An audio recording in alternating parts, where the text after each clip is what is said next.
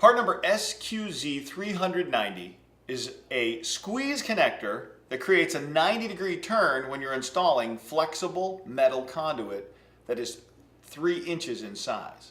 This particular connector is called a squeeze connector because it has a flange that tightens down by screws, thereby biting it on the 3-inch conduit.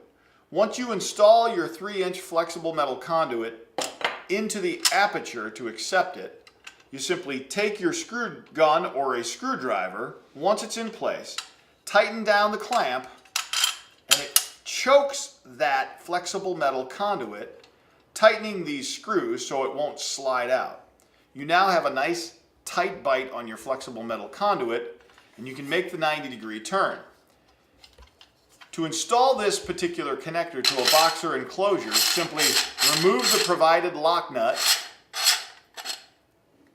and then install the threaded aperture and tighten the lock nut back on inside the junction box or enclosure.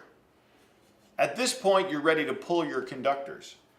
What's unique about Garvin Industries version is that you have a set screw on the top that can be removed, as well as the 2 top clamping screws that allows the corner to be removed, giving the installer access to pull conductors and push them inside the box, making the wire pull simple and easy.